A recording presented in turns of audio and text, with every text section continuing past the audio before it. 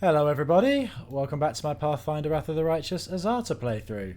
Yesterday's episode was a long one, but I decided to do the Midnight Fane dungeon all in one go.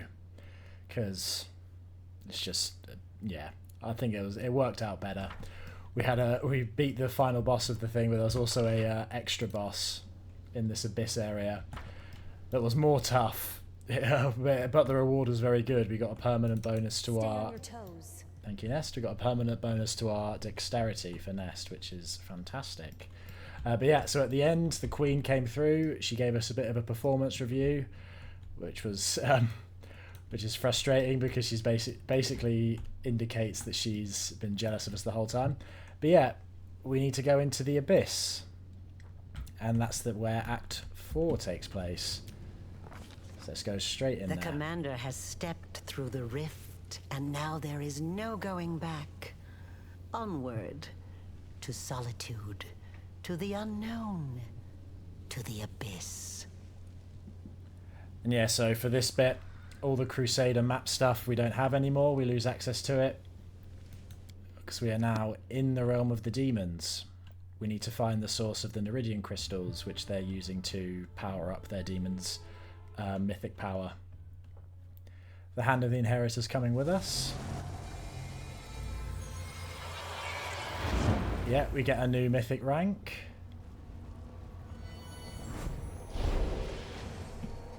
You're not coming, Darren. You're just going to wait there.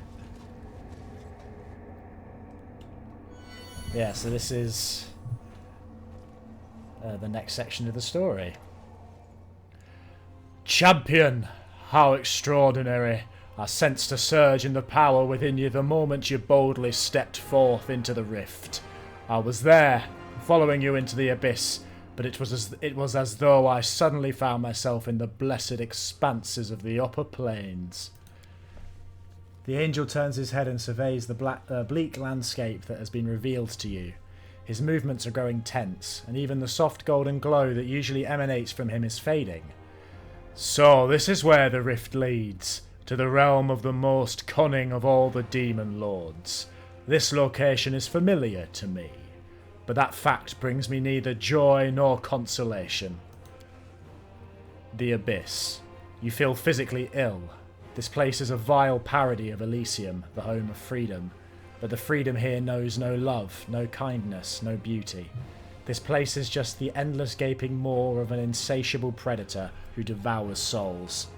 Desna descended here just once, and her rage almost provoked an interplanar war.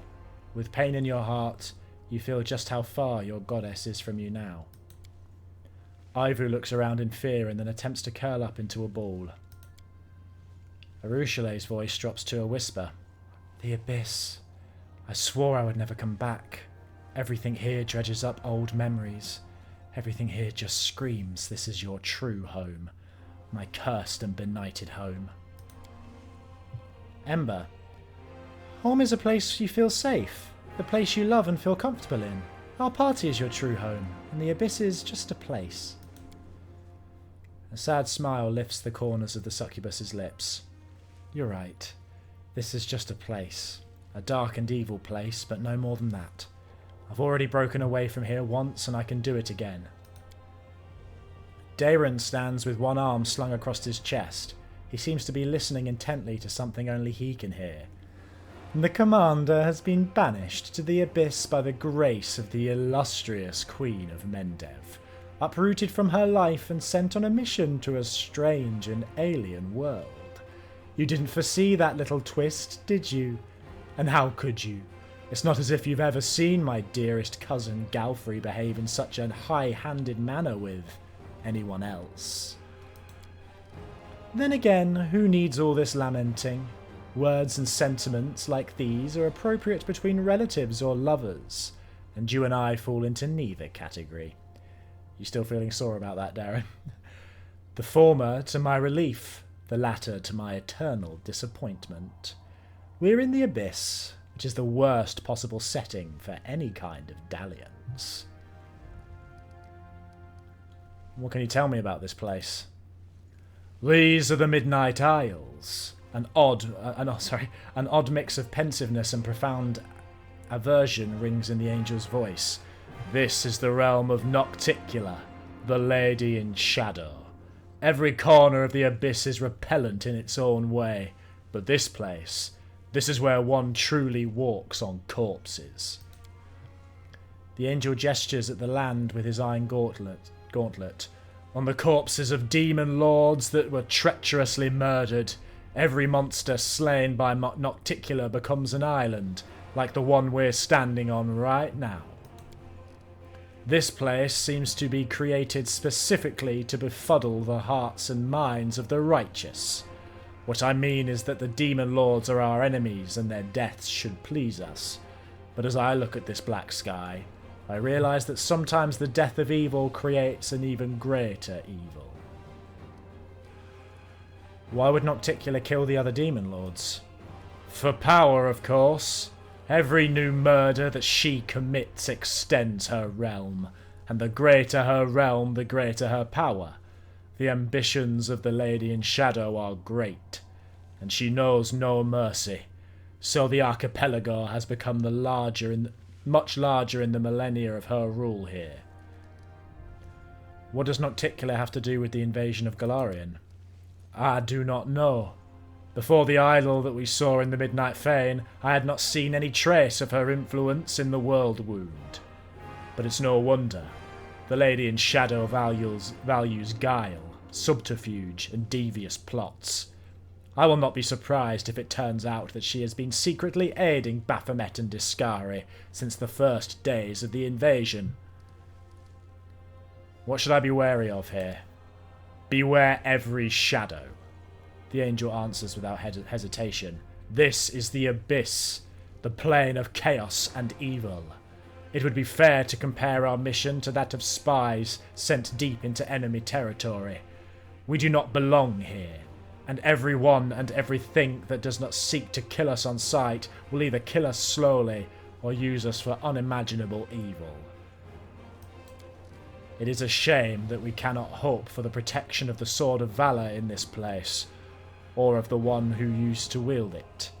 We should have sensed it already, how different everything feels without the banner's holy protection. What is our plan? We need to find the source of the Nahindrian crystals and destroy it, forever, if possible. We know for certain that the crystals were transported to the World Wound through the rift that we used to get here. What we must do right now is take a thorough look around. We need to understand what this place is, and what they were doing with the crystals here. Whether they were creating them, or mining them, or bringing them here from elsewhere. I would also like to know who is in charge of the demons on this side of the rift. There still may be traces here, or even some documents or witnesses. I see. Onward. Be careful, champion. I will wait for you here. Yeah, we got our mythic rank and a level up. So I think we'll go ahead and do that. Have we... I do things? No, we haven't recovered our abilities. But that makes sense. Let's level up. Yep, Magus Sword Saint. To our skills, I want Use Magic Device to come up. In fact, I'm going to increase it twice. Our feet. There's a few options we can go for. We can get the extra criticals. We don't need combat casting. We could get a meta magic, maybe heighten. Seeing as although we haven't got many spell slots at the moment, so probably not. Improved initiative's good as well. Oh, whoops. We could start getting spell penetration. They're useful to have at some point. We don't need... We've got greater weapon focus, so we don't need those.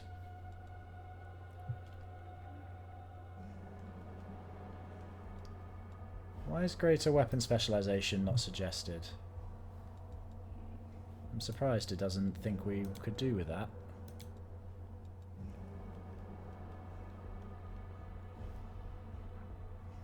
Why is it thumbs down? Is it because we got it on our mythic rank?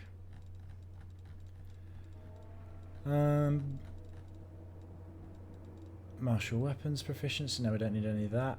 We just use one weapon. Extra arcane pool. We never really run out of our arcane pool, so I'm not worried about that.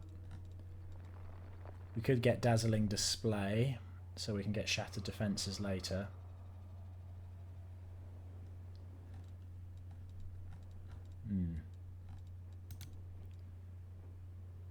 Or armor focus, light armor. I know we've not really been using light armor, but there is a mythic perk that allows us to get rid of the dexterity limiters on wearing armor, which is good for us because we have quite high dexterity. Well, wielding the weapon, you have weapon focus, you can perform a bewildering show. Our persuasion's not very good. Let's get the spell penetration. Yeah, spell penetration. If I can find where it is. It's not at the top, is it? No. There it is. Go for spell penetration. Critical, weapon focus, greater weapon focus. You gain +2 bonus to all damage rolls you make with a selected weapon. Again, I'm confused as to why that's not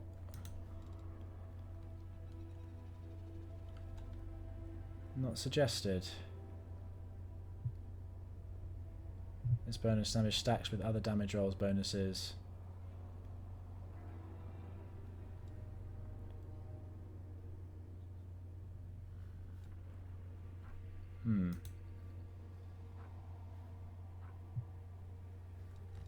Okay, yeah, spell penetration's fine. Get another Magus Arcana.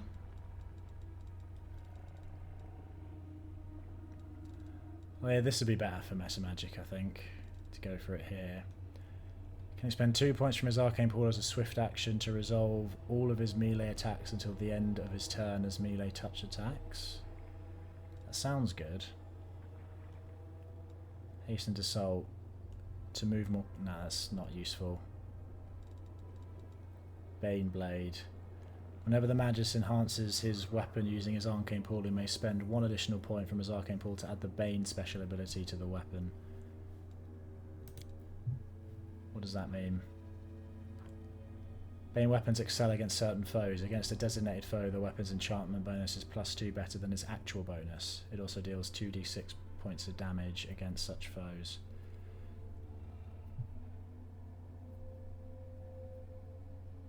That feels good.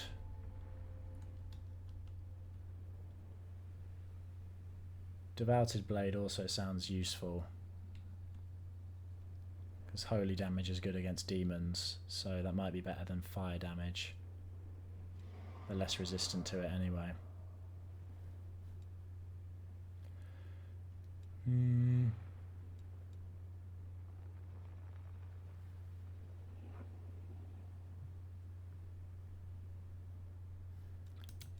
We'll try Bane Blade. Some extra spells. Level 5 spells. Go for Vampiric Shadow Shield. Seems somewhat useful. Though the spells at this point aren't really that great, from what I've realised. Song of Discord Greater. This spell functions as Song of Discord except that affected creatures automatically... Nah. Well, that sounds kind of fun, but I don't think we'll ever use it. We'll get Cone of Cold as well. We can always learn spells from scrolls. Okay, then Mythic rank. Yeah, we're still doing Azata. Mythic ability. We could get Greater Abundant Casting. Vitality Incarnate. And that's not that useful. Enduring spells. We don't cast many buffs, so I'm not worried about enduring spells, really. We don't cast any long-lasting buffs. We'd have to spend 2 points to get it to the point where even short ones last. Enforced vigor. Every time you damage an ally. We're not damaging allies much. Mythic inspiration. All bonuses granted by your inspiring abilities are increased by 1+1. I don't think that's that useful.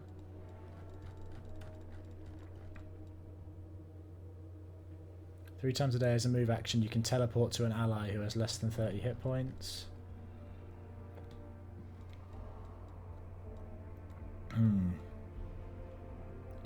Whenever you cast mage armor on yourself, we don't cast it on ourselves, we get it other people cast it on us. Does it still work then?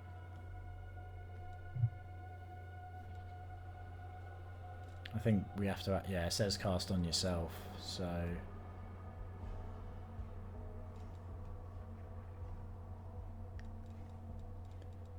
Ever ready. Whenever you make an attack of opportunity, you gain a bonus on the attack roll and damage roll equal to your mythic rank. That's pretty good too. Let's go improved abundant casting. We're going to get that eventually, so might as well have it now.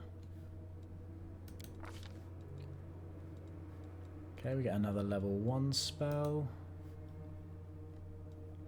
Oh, we get some new level 3 spells for the Azata spell line. Nature's Grasp. The enemy has to pass a reflex saving probably won't ever use that.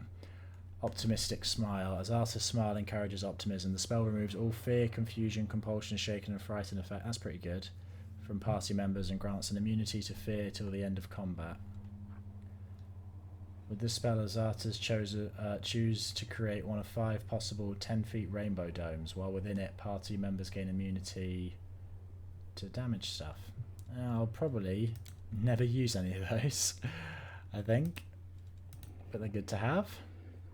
Even if I'm in a situation where I think they might be useful, I'll probably forget about them. Same with these.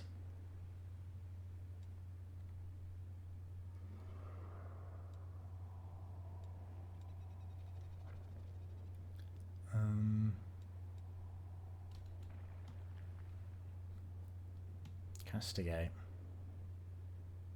Cacophonous Call. Let's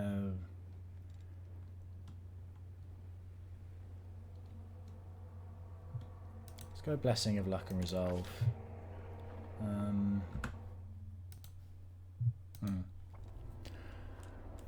Okay, level 3 ones. Could give up. Oh, Good Hope. I know Good Hope's going to be really good. This spell instills powerful hope in the subjects. Each affected creature gains +2 morale bonus on saving throws, attack rolls, ability checks, skill checks, and weapon damage rolls. We'll definitely take. I'll probably use that more than any of the other ones. We don't need heroism. Instant enemy would be useful. What are these other ones? Litany of Eloquence. Your litany, any damage to the target automatically breaks the effect. We've got Darren for prayer, so that's not that useful. Yeah, let's go instant enemy. They're both very useful.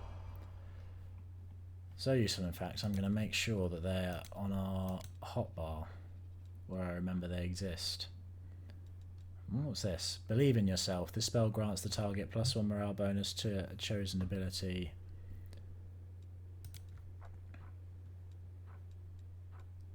Oh wow, that's pretty good. Can you use that on yourself?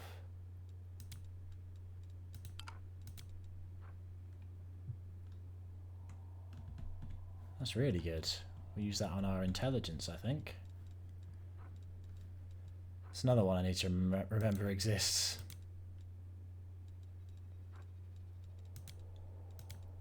Okay, where's Good Hope? There's Good Hope, an instant enemy. Okay, I'll sort this out properly off camera, but there's ones that we basically never use. Or never use at all. Get rid of sleep and put that there. And then actually move it to the top there. So I remember it's important.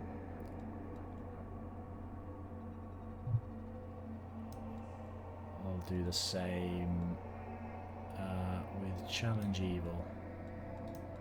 just move that there. Okay, let's do the rest. Ulbrig, do. I'm not going to go as... I know yesterday's episode was a very long one. I'm not going to go as long as that generally. But I might do it so that when I'm doing a specific dungeon, I do them all in one go. Because I do prefer, unless it's really long and I get tired or something, I do prefer doing that. When you at least, when you move at least 10 feet or when you charge, you can use your wild... That's not that useful. What's the suggestion for Ulbrig? Level 15. Oh, I haven't got that open. Sorry, just looking for the guide that I have. Ulbrig. There you go. Level 15. Shatter defenses. Oh yeah, I got Dazzling Display, didn't I? So Shatter defenses makes the most sense. Those two come as a package, basically. There you go. And then your mythic rank. What's a suggestion for that? Improve critical claw. Oh wait, this is level 5. I've already got improved critical claw. Mythic charge. Okay. Oh yeah, because I think his death from above counts as a pounce. So mythic charge should be very good. Where is it? Mythic charge. There you go. Your charge attacks deal additional divine damage. We use death from above a lot, so that's very good. Right, Ember. I think now we're mostly doing Lawmaster for Ember. Level 15. Yeah, Lawmaster, Greater Spell Focus, Enchantment, Secret, Combat Feat, Shatter Defenses. To be used with Hellfire, eh? I don't really understand what that means. Okay, Lawmaster. Yeah, skills. Get your Persuasion up. Let's do Law Religion. She's the best in our party for that by a long way. Yeah, we'll get Persuasion up to 15 and do... We've got Nest for Knowledge Arcana, so it's not that big of a deal.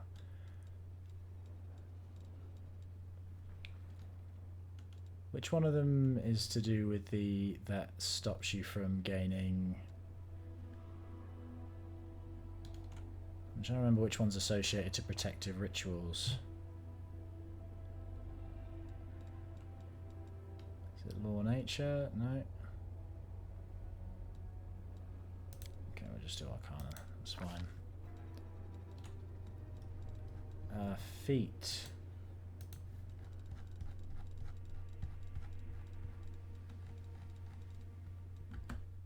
Remind me, level 15. Greater Spell Focus Enchantment, that was it. Greater Spell Focus Enchantment, there you go. And then Secret. Combat Feat, Shatter Defenses. The guides I've been using, they really like the Shatter Defenses package, so I'm following. I do the ones from CRPG Bro for most of the companions. They're very, and he has a lot of really good builds. But there are certain trends that you see in a lot of them, like outflank being on basically every character, for example.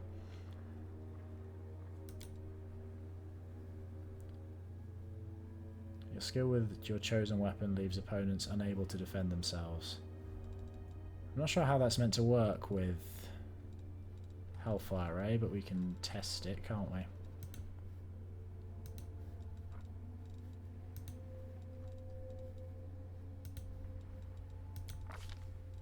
Okay, and then level 5 spells.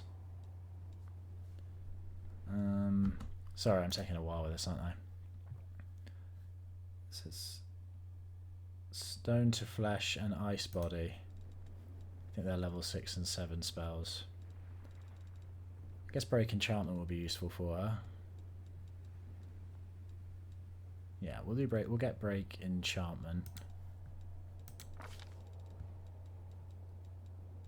Stone to Flesh. Oh, it's a recovery spell. Yeah, we can get that. And then Ice Body. Ice Body's really good. You can basically make yourself immune to critical hits, I think. Yeah, it's one of the few spells that does it. You're immune to ability score damage, blindness, critical hits, disease, drowning, electricity. Basically, you're immune to a lot. So, yeah, I'm fine with getting that. Ice Body. And it's 1 minute per level, which is good. And her mythic rank. I'm aware, yeah. There's always a lot to think about when you do these level up. Greater abundant casting. Yeah, we want as many spell uses as we can with all of our spells. So greater abundant casting makes sense. Get that out of the way. Darren, your turn for the long-winded level up. Skills as usual. Get that up. Get all of these up. Your feet. We need level 15. Your feet greater 2 weapon fighting. Okay, that makes sense. Because of how much you keep missing. Greater 2 weapon fighting. You get a 3rd attack with your offhand. Oh, I should remember to read all the things, shouldn't I? Revelation Spirit Boost. What does that do? Whenever your healing spells heal a target to its maximum hit points, any excess becomes temporary hit points. Okay, that does seem pretty good. Gives us a reason to actually use them. Spells. Oh yeah, we can go Greater Command with Darren as well. And that just says any for the rest of them. Is there any... What else would I like? We have him on his pet, so Righteous Might's not that useful. We've already got Resurrection, so Raise Dead's a bit redundant. Could get Life Bubble. We've only got that on Social at the moment. Okay, we'll go Command... Oh, we only get 1 level 5 spell. Okay, we could maybe leave that to Ember then. And just get Life Bubble on Social. Makes you immune to Cloud Kill and Stinking Cloud. And demons like to throw those out, don't they? Yeah.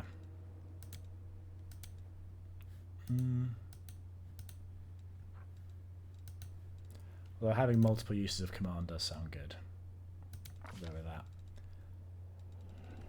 Level 6 spells. I'll probably go get him the animal buffs that we can get with him anyway. We could go Blessing of Luck and Resolve Mass. That's pretty good as well.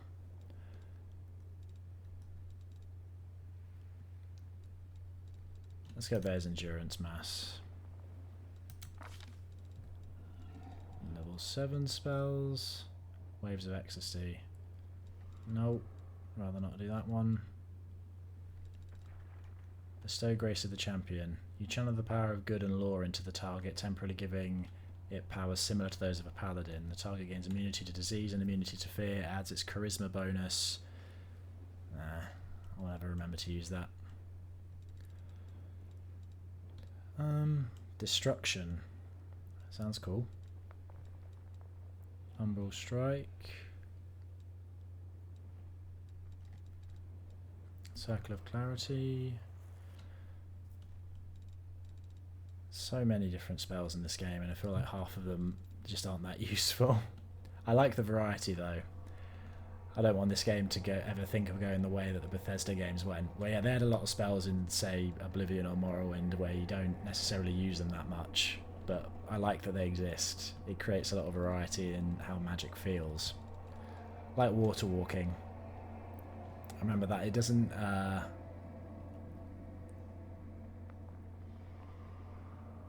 Okay, we'll go Umbral Strike.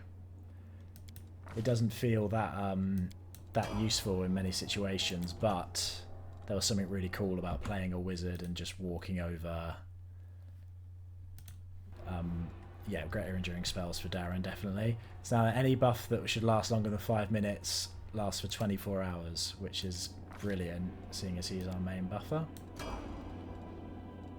Do his dog in a sec. Woolgif. You're into Alchemist. Like, that was just something so cool about being a wizard and walking across, just, you know, walking across water. It really made you well, at least for me, it made me really kind of get immersed in how the wizard functions.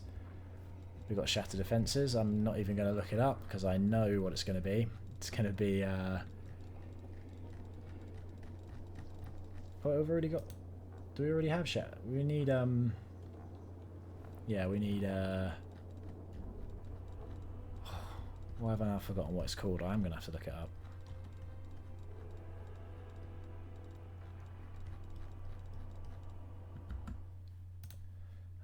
Okay. Sorry, I know this isn't the most the most entertaining part of this. Greater 2 weapon fighting, because we've already got Shatter Defences. When did we get Dazzling Display? Oh, we got it way back here. Okay.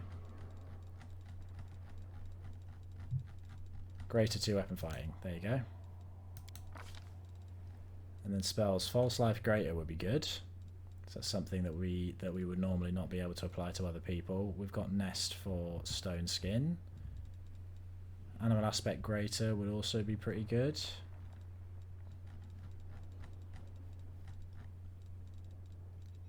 I'm thinking we'll go False Life Greater though.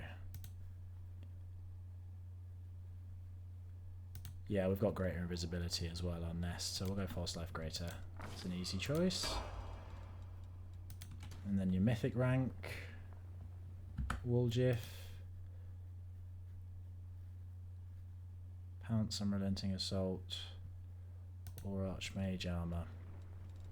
What's Unrelenting Assault do? Unrelenting Assault, as long as you keep fighting, the power of your melee attacks keeps growing every turn. As long as you make at least one melee attack, you gain a stacking +2 bonus to damage rolls with melee weapons. Oh, that does sound good.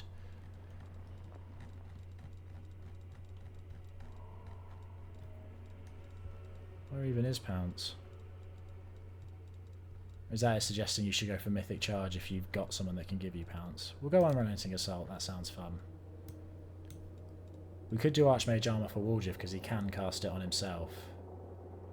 So that would really increase his armor actually. I can see the appeal of going for that one.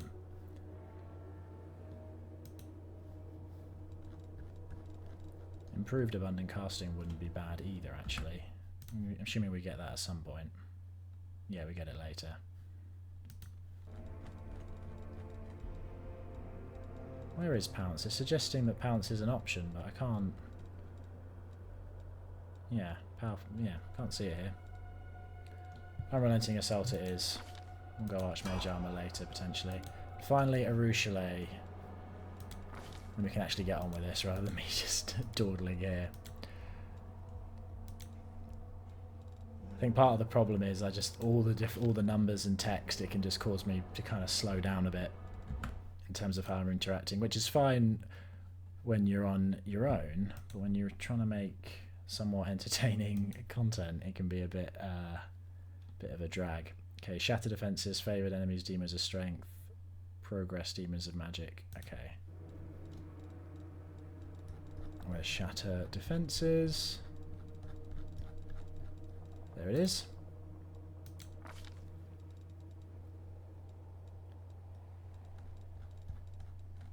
We've already got Demons of Strength, haven't we? Is it Demons of Slaughter then?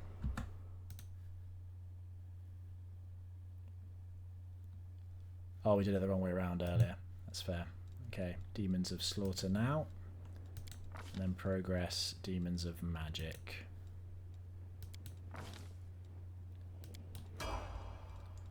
Finally, her mythic ability is Cleaving Shot. There's some really good archer related mythic abilities. I feel like getting all of them is useful for any archer really. We've already got Cleaving Shot, okay. Level, oh, I'm reading the wrong thing. Abundant Casting. Oh, I know why it wants Abundant Casting. So we can spam instant enemy.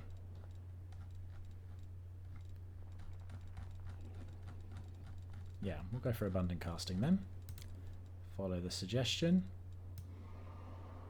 What's Ranging Shots do? Every time you miss an enemy with a ranged weapon attack, your aim improves, giving you a stacking +1 bonus on attacks against the same enemy up to a maximum of your mythic rank. mean, that sounds pretty good too. We'll get that later. Abandon casting for now is fine. Fenris, finally for you. Just going to go for dazzling shatter defences, aren't we? See, we've got dazzling display there. Shatter defences, where are you? Oh, do I need intelligence to... I need to put his hat on, don't I? For animals, you sometimes need to remember to put on an intelligence hat before you level them up, because... Well, I'll just search for it. Yeah, it's going to say you need, intelligence value of 3. A lot of abilities need an intelligence value of 3, so, and animals, as a default, have only 2. But, if they are wearing an intelligence headband, when you level them up, you can then take it off, and it still applies, which is lovely. So you can do the same for your main characters as well. You can give them... some abilities require heightened dexterity, so giving them like the belts and things like that can get you stuff that you might not be able to get otherwise. The Helmet of Camaraderie back on. And let's do the spell book while I remember. So yeah, now we can just spam instant enemy as much as we like with Arushale. The rest of these aren't that important. Is there anything that's worth... We'll give us some Cat's Grace, because that might be useful for some characters for her to give them that buff. But Sense Vitals is more important. In fact, we'll do it like that. So we just have 2 Cat's Graces. And then, yeah, Hurricane Bow and Aspect of the Falcon. We'll just even those out.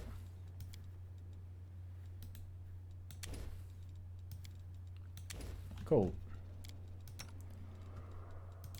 Oh yeah, I've got loads more on here now, haven't I? Okay, you can have Vampiric Shield.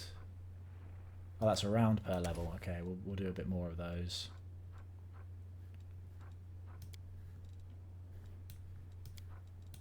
In fact, just do all 5 of those. You can cast it liberally. Add more greater invisibility. Does Shield of Dawn and the other one stack? Guess I can experiment with that, can't I? We'll put Shield of Dawn in. Actually, given where we are, Dimension Door, you need Dimension Door to get to certain areas of the map while in this while in the Abyss anyway. Have another displacement in there.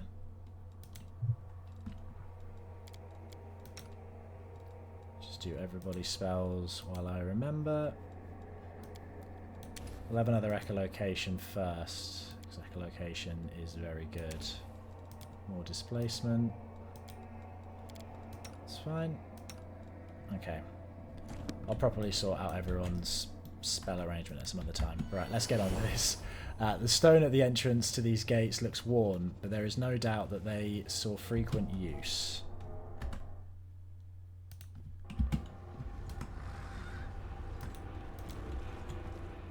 This once used to be a working portal, it seems, but now the gates are inactive and lifeless.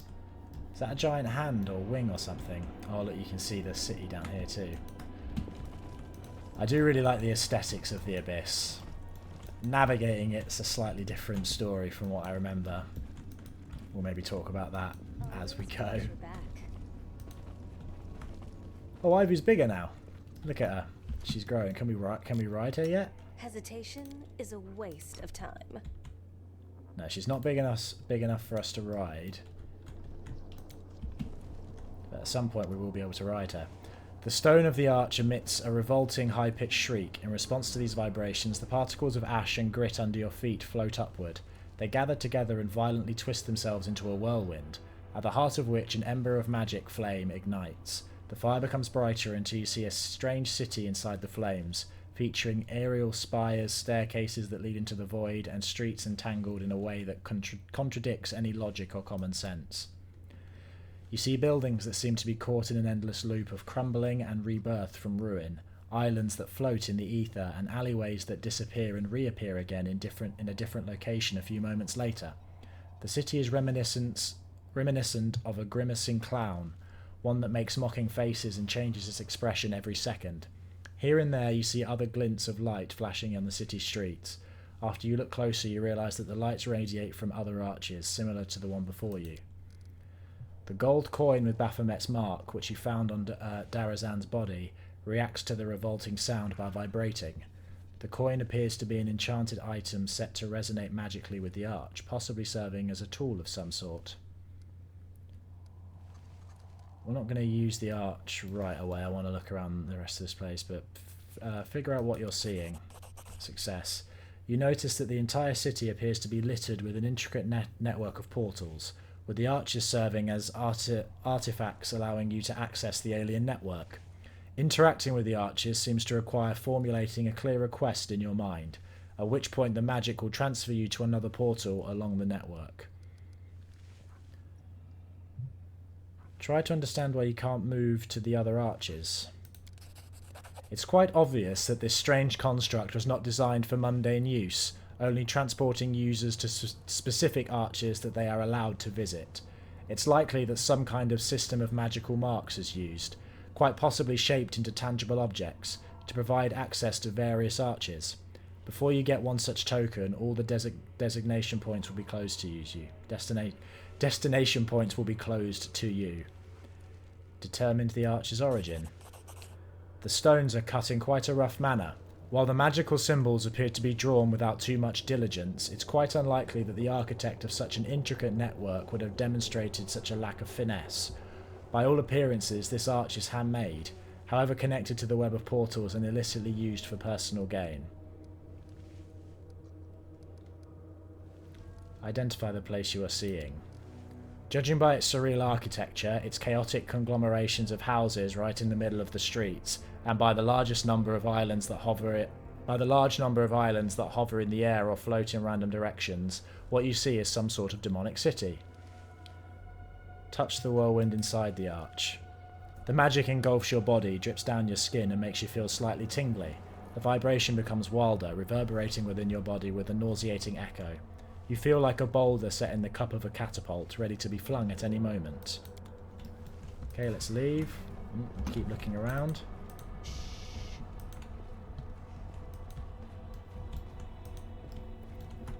There's quite a lot actually around here, isn't there? Let's go into the caves. Well, we still have some buffs anyway. Presuming there's going to be some sort of enemies around here.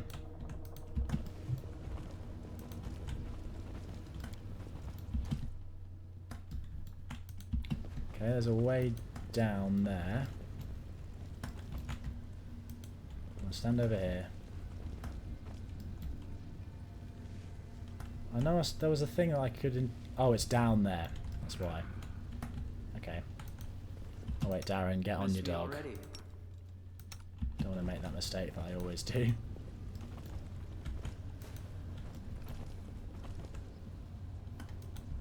Okay, there's a door to the Midnight Fane there. We just left the Midnight Fane. A succubus. Though it seems incredible, the deformed succubus's body still contains a flicker of life. As you approach, she opens her eyes. Her lips, crusted with blood, release a groan. You, Baphomet's spawn. Run. Run through your portal. You run too, Hepzibah. You think you're strong, but Our Lady in Shadow is stronger. She will get her revenge anyway. Heal the succubus. You may be a demon, but I still can't stand aside and watch you suffer. We're going to bring our chaotic goodness to the abyss. We're going to confuse them by being nice to them. Oddly, the healing powers have no visible effect. She just moans, slightly shakes her head and stares at you with her dull green eyes. She's in great pain. Why should the world have so much pain? Ember's eyes fill with tears. Who did this to you? Hepzibah. The succubus groans with hatred through her lips, half sealed with coated blood. I've been following them. Wanted to warn Our Lady. Curses on Baphomet and his spawn. What were Baphomet's spawn doing here? Crystals. They've been mining crystals. They said it's to attack the Crusaders, but I believe they want to attack the realm of Our Lady in Shadow. The ones who maimed you, where did they go? Through the portal. Succubus's green eyes brighten. Are you chasing them? Fine, find them. I'll get my revenge even after I die. Having lost the last of her strength, the succubus drops her head onto her chest. Then she adds in a wheezing voice. My key. I've got it hidden in a lesser shaft. Not the one with the bones. And another one in a bigger shaft among the old tools. Find them. Follow their trail through the portal.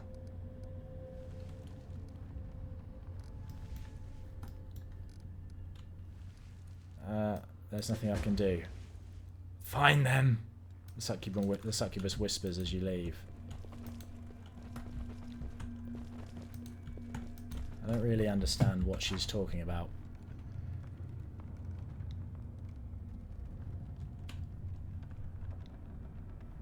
So I guess just explore is our current mission.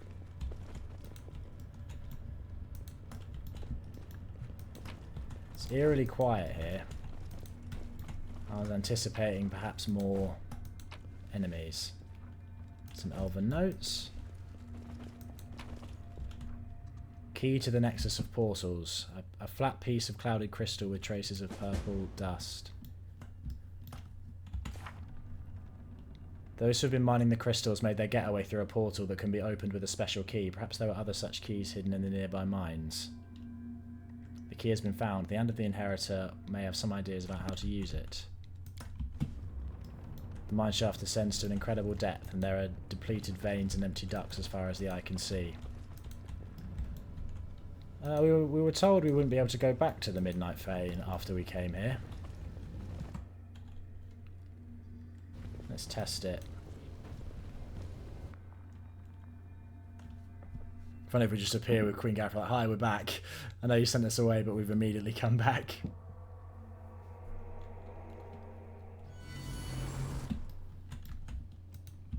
Oh, we are immediately back.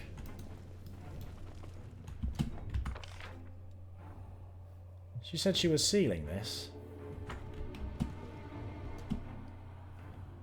Am I missing something?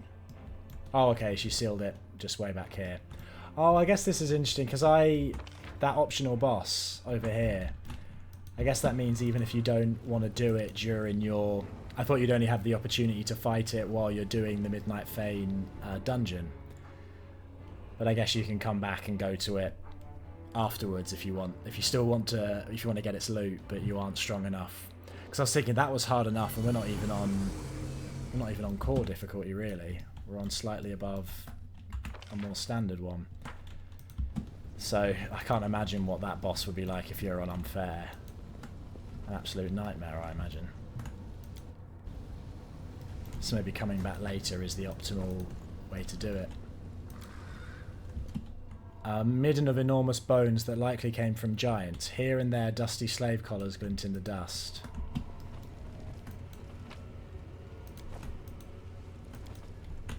Deep groves seemingly left by a giant hand ferociously scratching at the stone.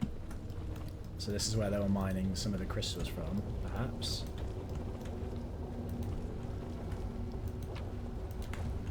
Oh, Suitor's here.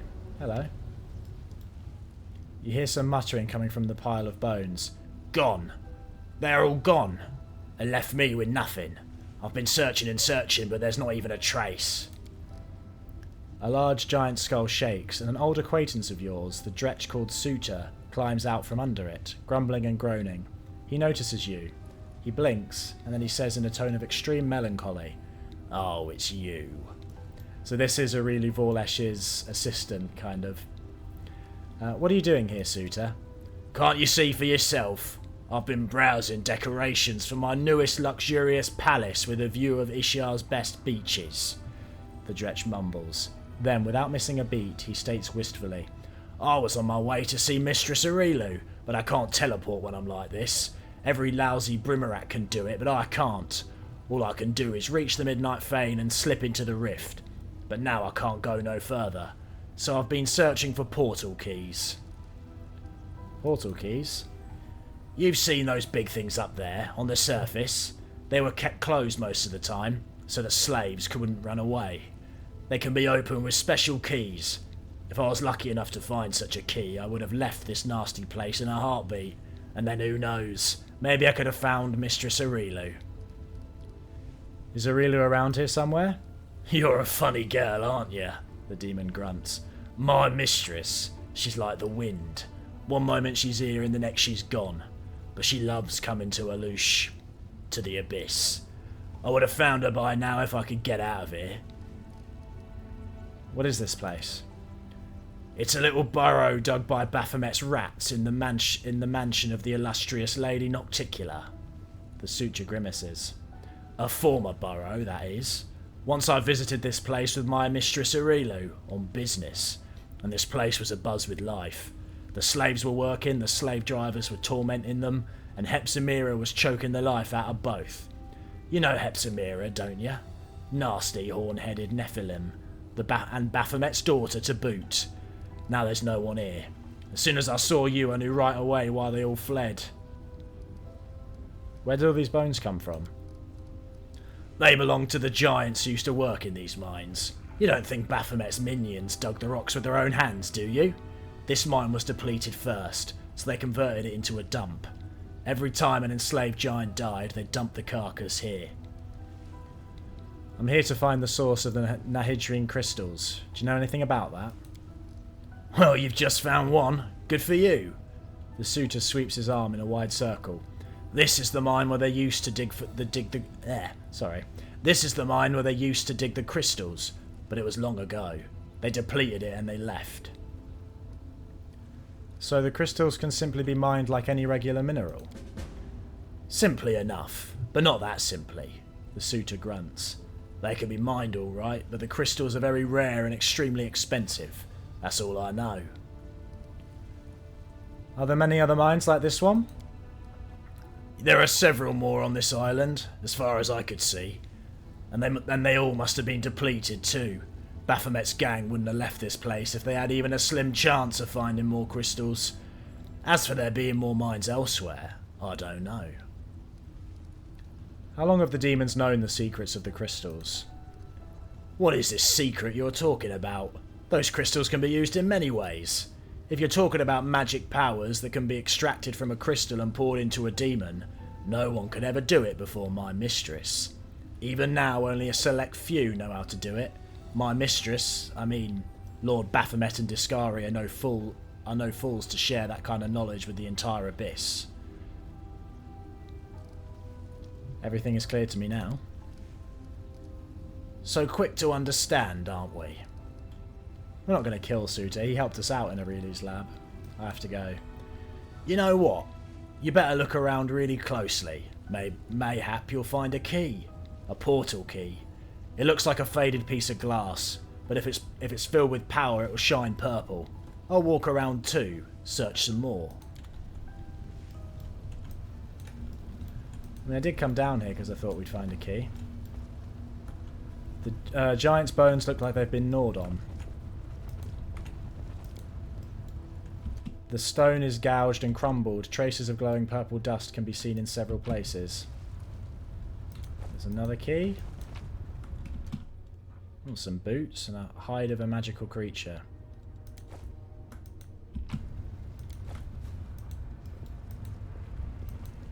Okay.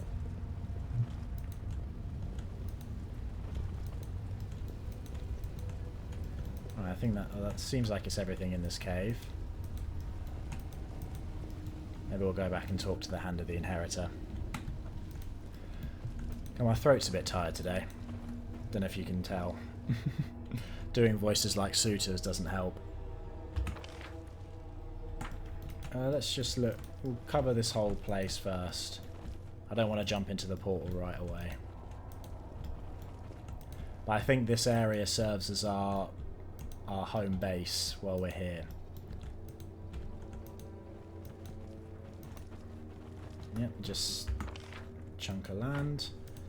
At least this is a lot easier to run around than Dresden was as home bases go. Come on everyone, run up.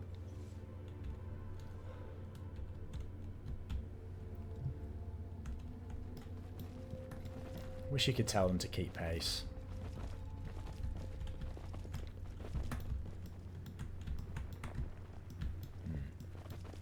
Maybe you can, and I just don't know how. The hand of the Inheritor seems to be immersed in either contemplation or prayer, but as you approach, he looks up. Champion! Regarding our mission. I'm listening, Champion.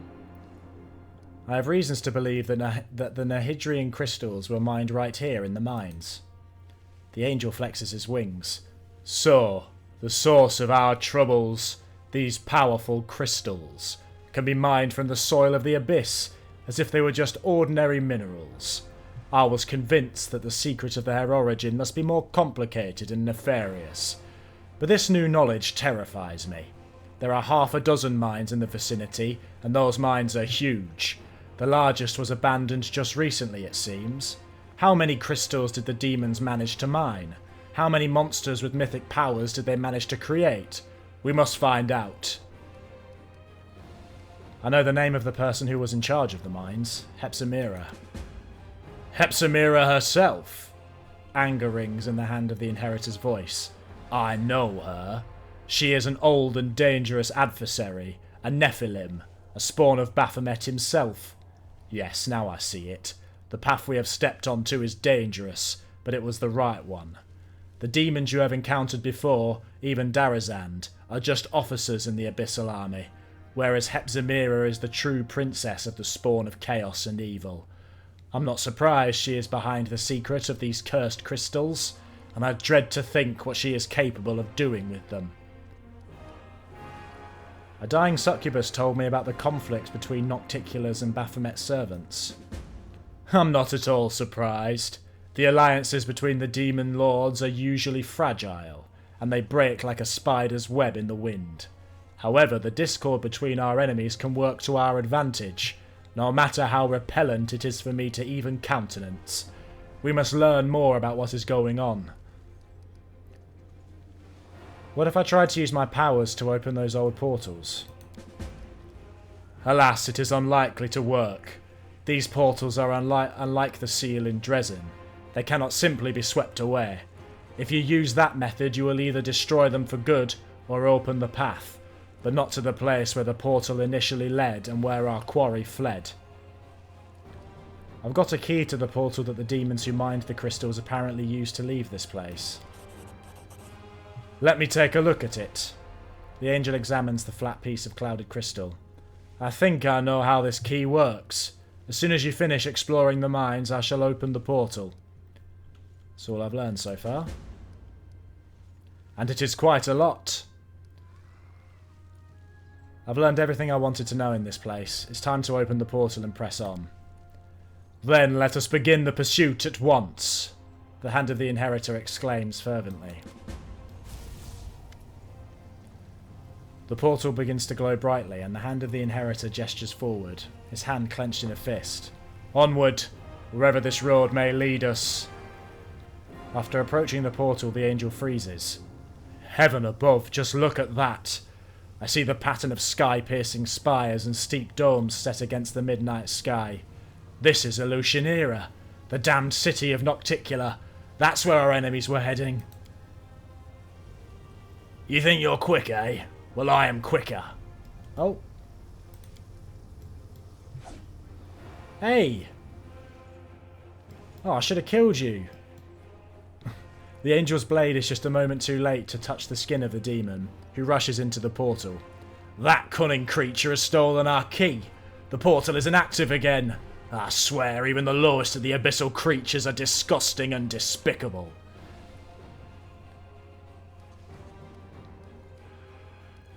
I've got the second key.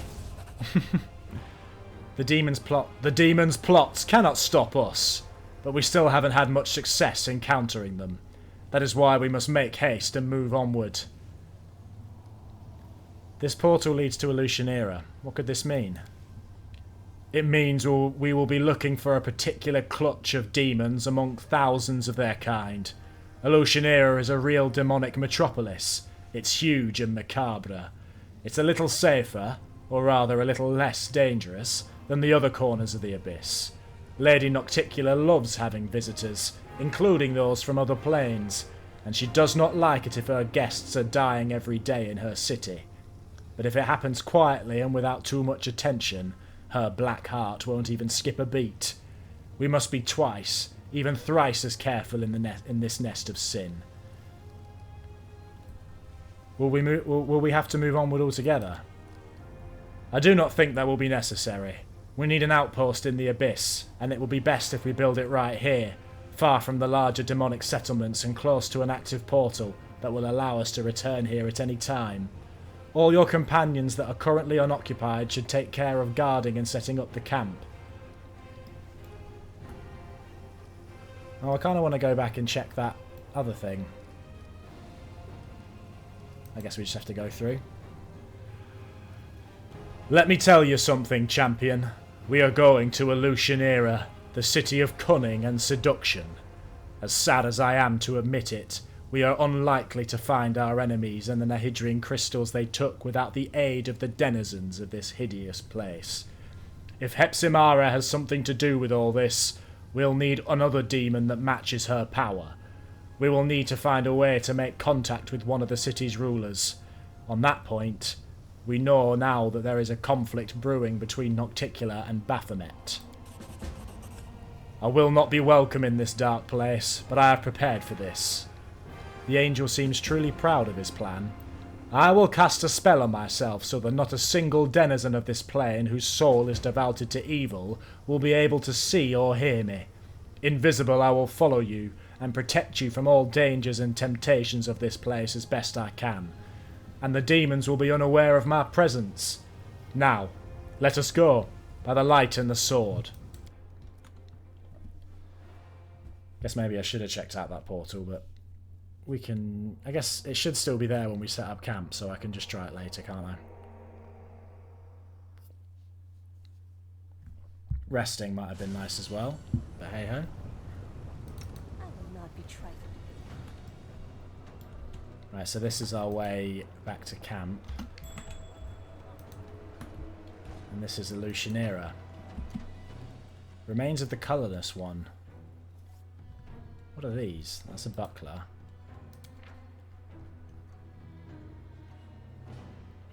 I don't feel like I need to read all that. Just remember that we have it. Knowledge world check. Judging by the surroundings, these are the slums of Illusionera, Nocticula's capital city. The abode of beggars and vagabonds, it is impossible to descend any further, except into the waters of the ocean itself, where the bodies of the unfortunate are dumped.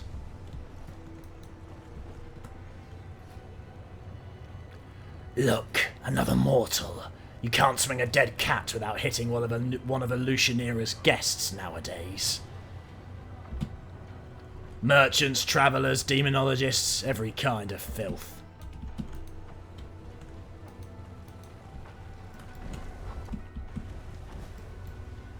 Oh yeah, so the way Illusionera works, which is another kind of weird thing to get used to, depending on where you're looking, the walls can shift.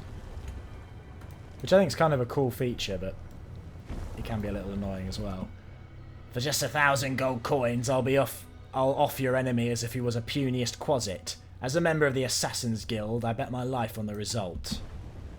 It's time to draw knives and stab the guards. Illusionera is a free city. Not a freaking chance. You're not going to get a fair shake from Shamira. She'll chew you up and spit you back out.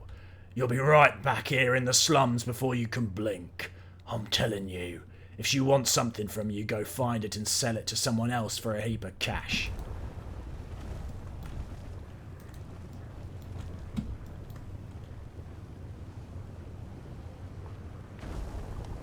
Finding your way around Illusionera. In this strange abyssal realm, space itself sometimes behaves in weird, unexpected ways. By turning the camera due south, north, east or west, you can change the city itself around you, opening new paths. Yeah, I was just talking about that. We should never deal with that crazy bitch, Velexia. When she gets bored, she starts doing horrible things. The Abyss is chaos, and everything in it is constantly changing, in both appearance and nature. Even the architecture of the city is in constant motion. This is the guiding principle of its design. That's easy. There's a beggar. Alushinera honors Arushale and her friends. And also what I said about needing Dimensional Rift. Oh, we haven't got it at the moment though, have we? We need Song of Broken Chains. Gives us freedom of movement. We need to rest before we can use Dimension Door. You know, I'm actually going to go back to... How do we move this one here? There you go, that's how.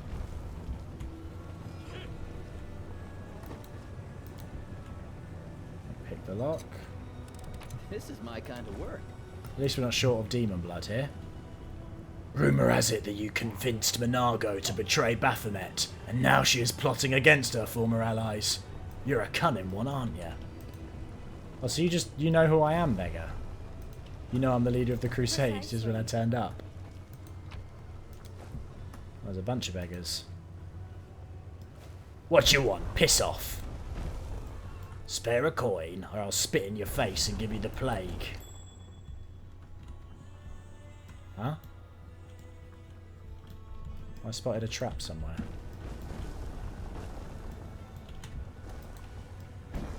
Nice boots, stranger. Care to trade? What did I spot? Oh, I spotted a trap all the way up here. This place can be a headache. The other day, a gang wrecked this craphole called the Bad Luck and finished off its owners. Now the tavern belongs to someone else.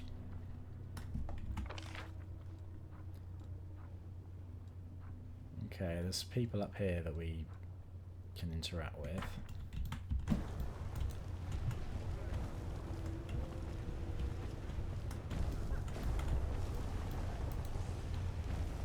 They don't close on us.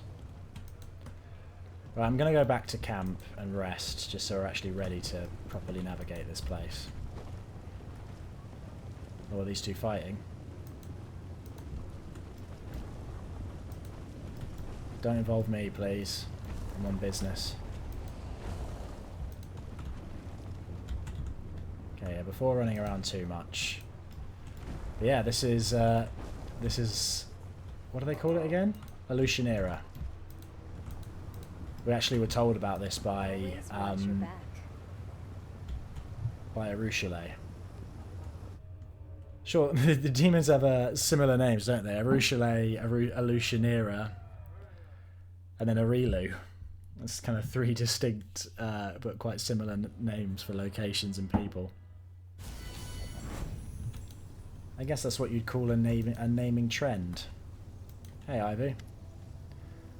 I'm the dreadful dragon of destruction. I wreak chaos and devour the hearts of my foes. I am the dark knight of your futile hopes, and I'm not tiny at all. I just use my magic to become smaller and more agile. Yup. Woo! My scare away the demon speech is hard. I need to keep practicing. Ivy, you've grown up a bit. Yup. The dragon looks incredibly proud of herself. Dragons usually grow as they get older, but I grow as your power increases. So don't be fooled. Remember, I'm still a kid. A huge, scaled, flying kid with plane of magic at her disposal. I have to go. Guess we can catch up with our companions, can't we? This place has been sanctified. It can protect the area around it from the corruption of the abyss. Arushale seems confused. Something is wrong. I feel like I've lost something. Or not. It was Desna who lost me when we descended into the abyss.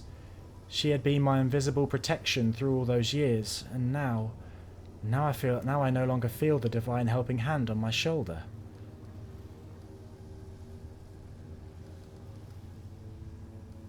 What is this gift you mentioned? You saw it yourself many times. Whenever something threatened my life, the goddess sent her divine butterflies to carry me away. Her power no longer protects me now that I'm back in the abyss. I feel like we've seen you be killed a few times, and I don't remember seeing any butterflies. Desna has abandoned you? No, I desperately hope that's not the case. The goddess still wishes me well, I'm sure.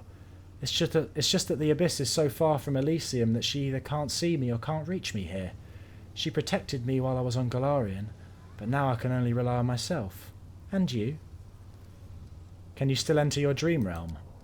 Maybe. I think so. Arushale pauses, listening to something deep inside her, and then smiles shyly. Yes. My dreams are still there, and nobody would take them away from me.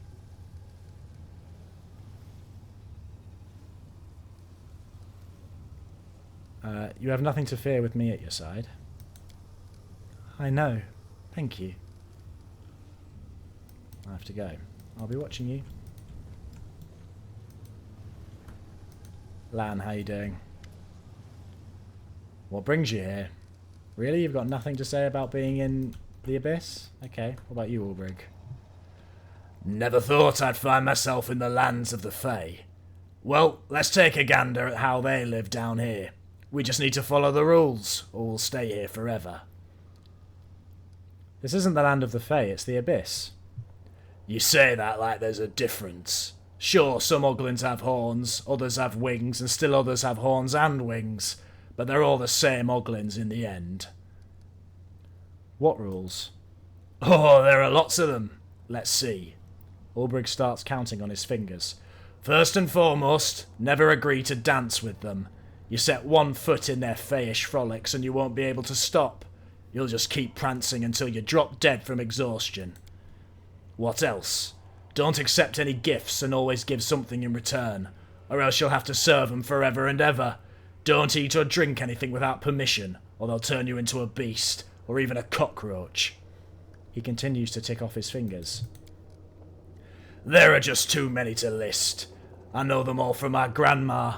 She knows so many songs about the Fae, so many tales. Look, Warchief, instead of telling you all this, how about you just follow my lead here, alright? You can't go wrong that way. And if you see anything suspicious, just give them this. Ulbrig thrusts a hand in your direction with the index and little finger extended and swivels it back and forth. It's the best way to ward off any ensorcelry. If you show it to a Fae, it can't give you the evil eye. I need to talk to you. Always up for a chinwag. Oh, you got nothing more to say. It's fine, thank you for your tips, Ulbrig. How long have I been recording? I'll go for a bit longer. Nenio, you must be excited about being here. It's time for the experiment. I hope these words inspire as much enthusiasm as you as they do in me. Well, what's this experiment about?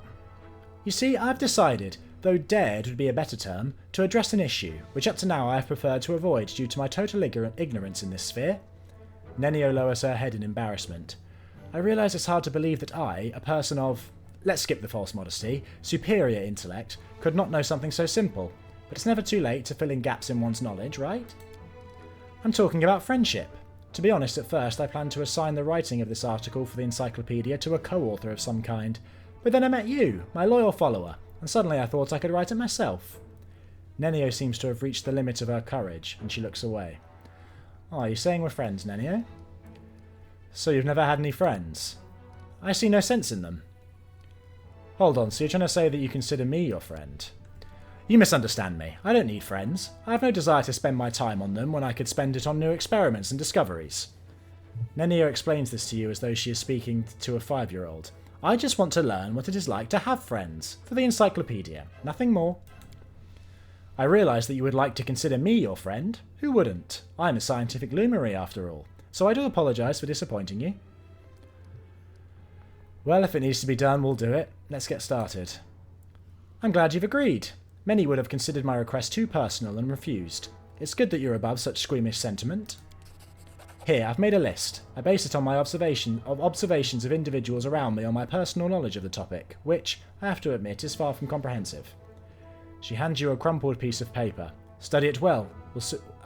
We'll start as soon as you're ready. How to be a friend checklist. Do we have to follow this list? Nenio looks at you with disapproval. You're trying to say that I made it for nothing? I've developed a perfect methodology that involves all the mechanisms of friendship between two individuals. But by all means, sure, let's just abandon the list. Point number one. Friends smile at each other. You raise your eyes at Nenio, who has already fixed a malevolent grin on her face, the kind that would make you soil yourself if you saw it in the dark of night. Respond with a brief smile. Keeping the unnatural grin on her face, Nenio hisses through her clenched teeth.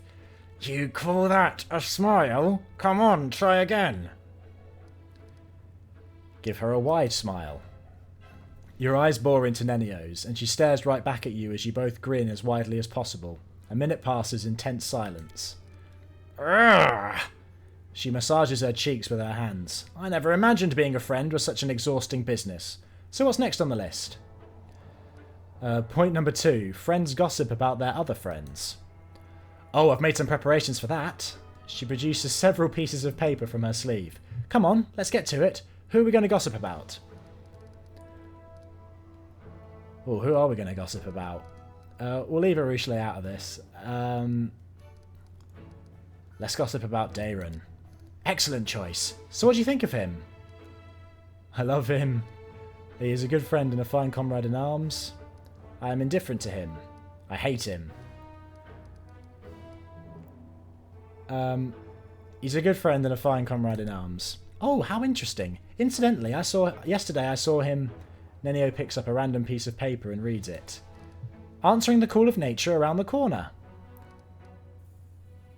Do you have any idea who we're even talking about? Nenio becomes a little embarrassed, but only a little. No. I don't make a point of remembering those I travel with. That's why I prepared these universally applicable pieces of gossip. She raises her fist with several pieces of paper clenched in it.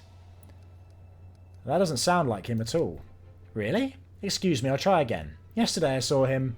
Nenio picks up another random piece of paper and reads it. Drinking from a puddle. This is ridiculous. I fully agree. This all seems like sheer stupidity to me too. But how can we learn that stupidity is stupid without doing stupid things?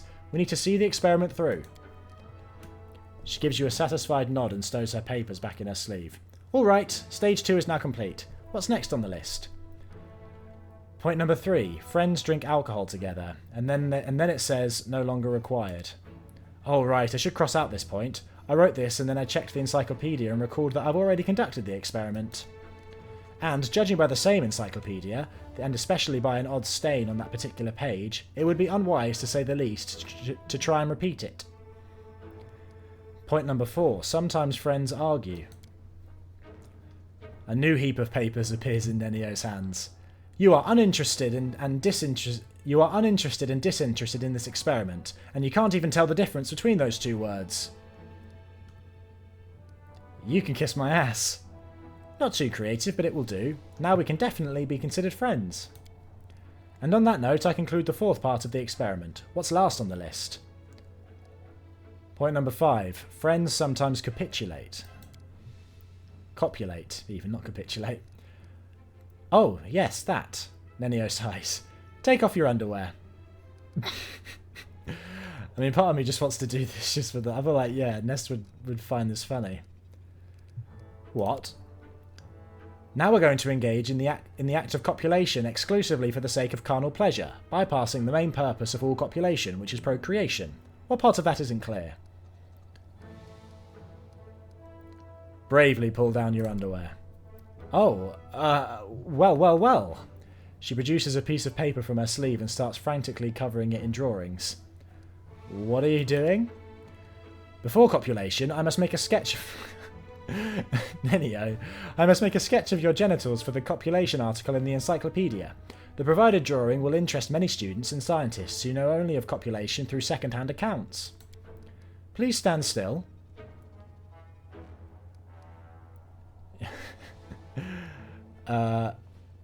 Wait. Nenio is so engrossed with her task that she accidentally bites her tongue. It appears your copulation won't be happening today.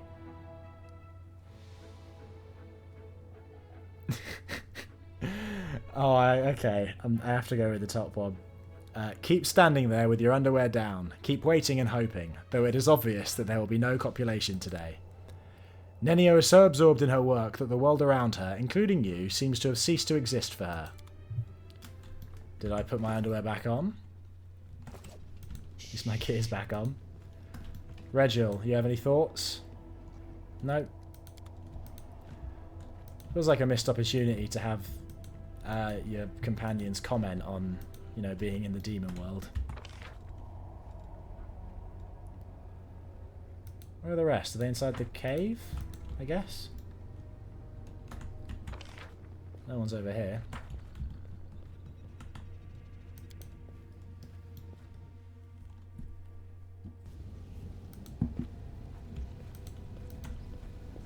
Oh, there's Warjiff. You must have some thoughts. Nope. You can still get your tiefling connections in here, Warjiff. I'm impressed. Greyball, you have any thoughts? No? Well, you're certainly working for your money. Sealer, you have any thought? Okay, there you go. I will learn the weight of my sword. I will have faith in the Inheritor. I am the first into battle, and the last to leave it. With her eyes half closed, Sealer whispers the words of the oath of Iomede's paladins.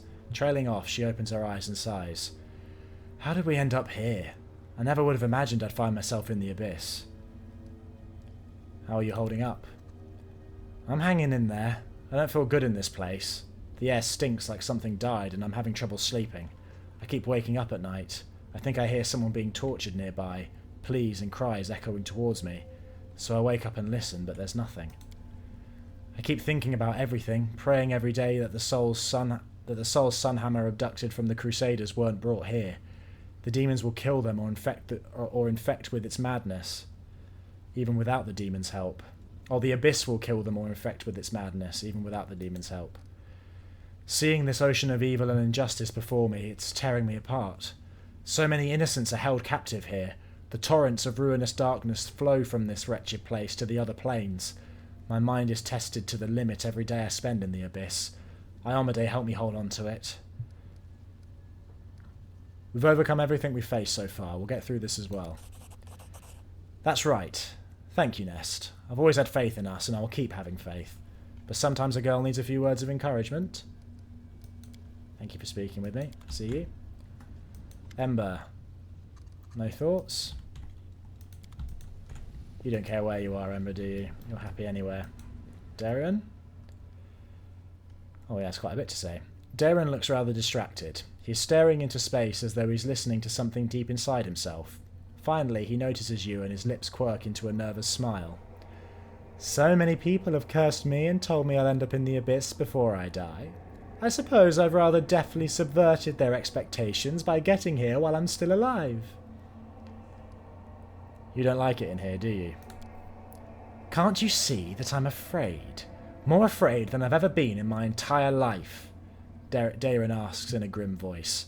And believe me, I'm no stranger to paralysing fear.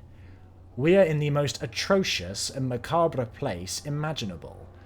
Moreover, we are practically surrounded by demons, curse them all. Vile, rotten creatures who can experience something approaching joy only when torturing mortals. You can't even imagine how glad I am to find myself in their domain.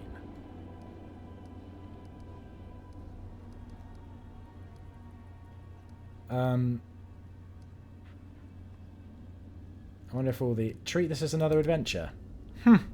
In my world, an adventure is getting totally smashed with a couple of apprentice mages who've just got the hang of basic teleportation spells, and waking up several thousand miles away next to someone you've never clapped eyes on before.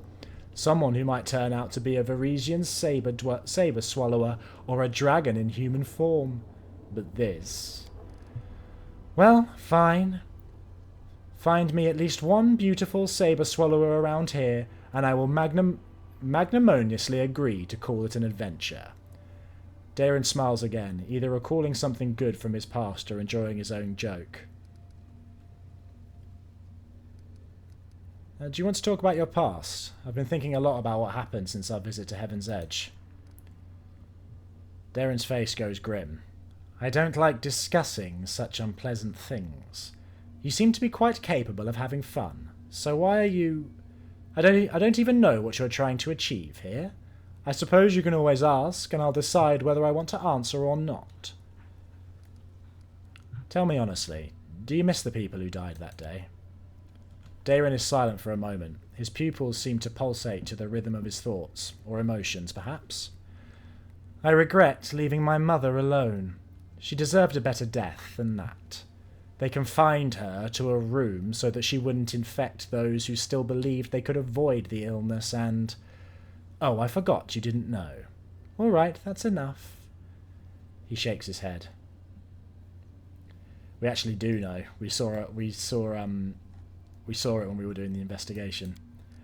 Let me be blunt. I don't care about my so-called kin at all. People die every day, and none of those people were my friends. They are dead. I am alive and able to enjoy life to the fullest. Besides, there are many things far worse than death. Were you ever close to your mother? Daeron sighs. Perhaps. Maybe. My mother loved me and I loved her, even though I was a thorn in her side. How can you truly be close to your parents when you're just an arrogant whelp? At least I was lucky enough to have a real mother instead of a countess mother. Aristocratic parents often see their children as valuable investments and vessels for all their ambitions. I think I've lost his voice a bit, maybe because my throat's a bit sore. Thank you for your answer. Can't you come up with something more exciting to ask me about? For example, why I hate equestrian statues and what befell the marble horse of my marble grandmother? That's enough, I have to go. Social, how are you doing? Social is drawing something, but when he notices you, he hurriedly folds over the paper. Don't tell me you've managed to find some beauty in the abyss. No. Cringing a little, Social shows you a few sheets of crossed-out sketches, but you can still recognise the vistas of Elutioneer in them. I tried, but I can't. Not here. May the goddess forgive me, but it's beyond my powers. Struggling for inspiration? The priest shakes his head. My drawing, it's just not flowing the way it normally does. This place doesn't inspire creativity. I need to talk to you. Of course, how can I help? Now you know your brother used to be a Hell Knight, what do you think about that? I've always despised these people, and when my brother left the path of service to the goddess, he made a place for himself amongst them. And he did a lot of good, it seems. I don't know what to think. Perhaps I shouldn't have put Trevor on a pedestal. Perhaps I shouldn't have treated those knights so poorly. You see, I was quite fervent in my beliefs as a boy. I thought the teachings of the goddess had already revealed to me all the truths I should know. Now I realise I didn't know a thing. About the world around me or about myself. Perhaps this war will chew me up the same way it did Trevor. Or perhaps his example will keep me from breaking. Thank you for talking. Is anyone else? No, no one else up here. Guess that succubus is gone.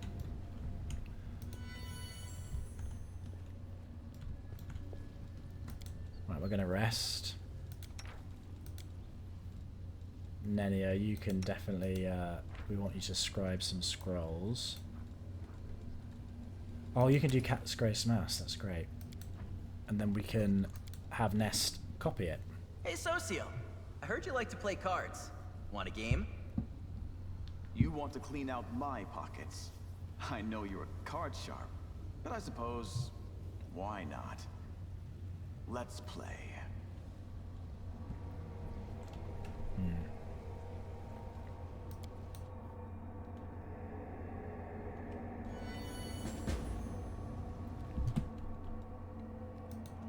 The Herald senses that one of the commander's companions need help.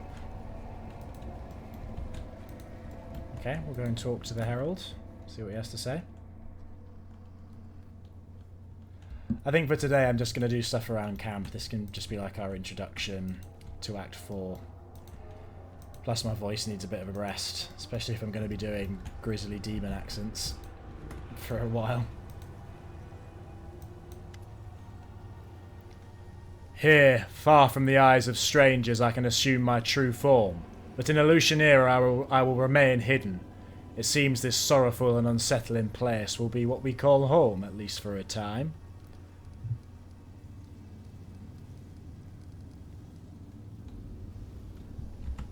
I thought you said you have something to do. I have to go.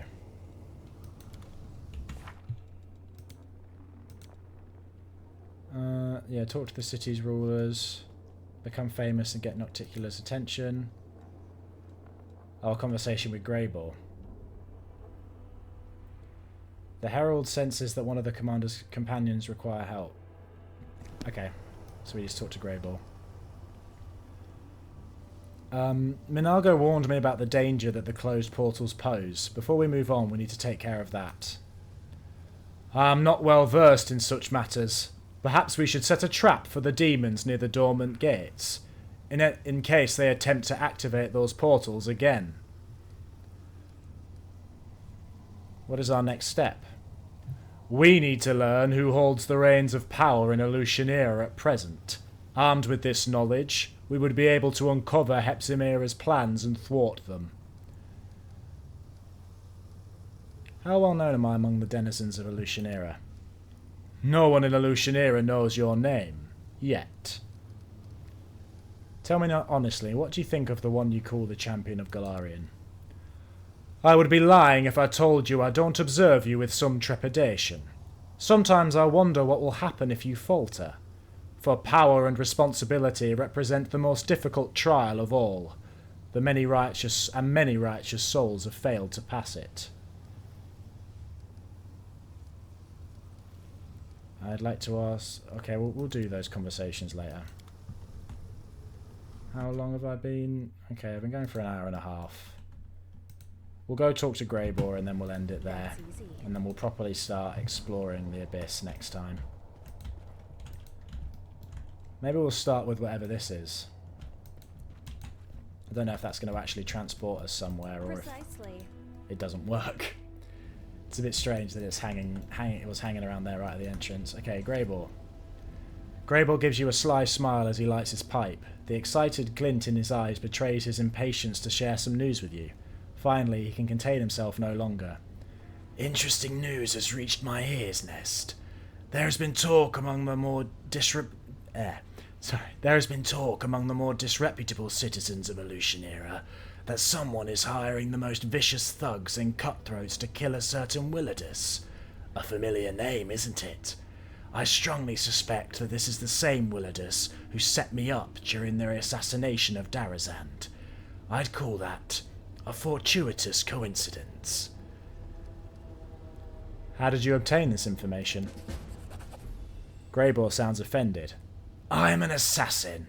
If I didn't know how to obtain rumours, I'd be out of work. I visited a few taverns, including a place called Bad Luck.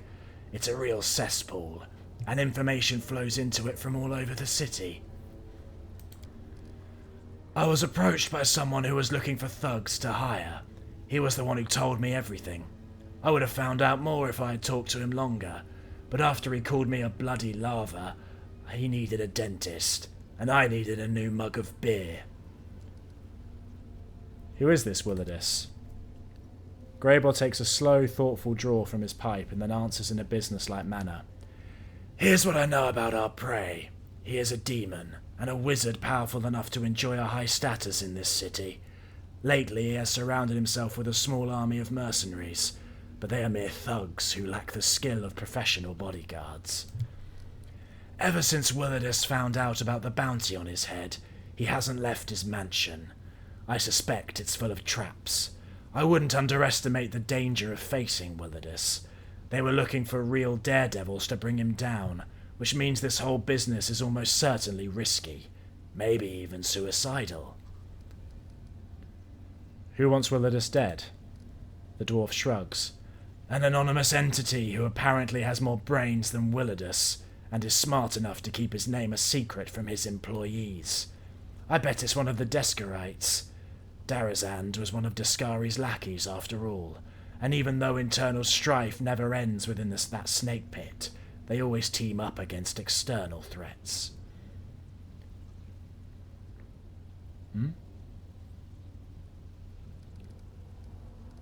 Remind me, what do you have against Willidus? I can't wait to have a few words with that fellow. He contracted me to kill the Baylor Darazand and insisted that I use the magical dagger he gave me, which turned out to be defective. My target escaped, and even though it only postponed his death for a few days, it sullied my reputation. This means, of course, that Willidus will have to pay. I'm not yet sure how I will collect that payment, in gold or his life. What do you suggest? I'll be damned if I let a bunch of incompetent thugs get to him before me. No. First I must have a little chat with Willidus, and then they can do whatever they want with him. How about we leave these hapless goons in the dust and visit Willidus's mansion first? Sounds like an exciting challenge, doesn't it? Do you want to kill Willidus? Not necessarily. Perhaps I'd rather have the full weight of compensation in gold. And yet, the longer my vengeance is delayed, the stronger my desire grows to collect the debt in another way. How do we find Willidus? His mansion is in the upper city. It's called the House of Wicked Knowledge. I'm not sure how wicked his knowledge is exactly, but he is truly wicked when it comes to business agreements. Alright, let's pay this Willidus a visit. Excellent. I think that conversation will involve some good old-fashioned violence. Okay, so we've got a companion quest already. That's nice. Alright, yeah, I'm getting proper tired. So I'm going to leave it there. Thank you for watching. If you would like to follow the series, you can subscribe. I'll be posting daily. And yeah, leave a like or a comment if you're feeling generous. Yeah, thanks again for watching. Bye.